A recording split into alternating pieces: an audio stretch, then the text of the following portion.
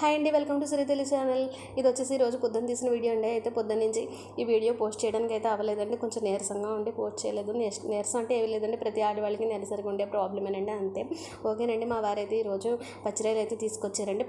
పచ్చిరాయలు బెండకాయ పులుసు కర్రీ అయితే చేస్తున్నానండి.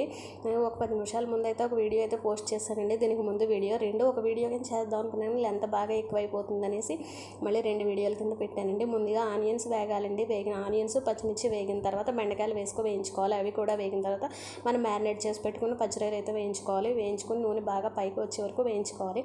అవి వేగిన తర్వాత ఉప్పు, కారం, సాల్ట్ మనకు కారం, పసుపు, సాల్ట్ మనకి టేస్ట్కి సరిపడా వేసుకుని అవి కూడా వేగిన తర్వాత చింతపండు పులుపు అయితే పిండుకొని చెట్టుకొని అది వేసుకోవాలండి. నేనైతే ముందుగా వెయ్యాలి జీలకర్ర పేస్ట్, తర్వాత వేసాను. జీలకర్ర, వెల్లుల్లి, అల్లంనండి 3 కూడా పేస్ట్లా చేసుకుని ఆ పేస్ట్ అయితే వేస్తున్నానండి. పులుసు మరిగేటప్పుడు వేసుకున్నా పర్వాలేదు, ముందు వేసుకున్నా కూడా పర్వాలేదండి. అలాగా పులుసే కాబట్టి బాగా ఉడికిపోతుంది.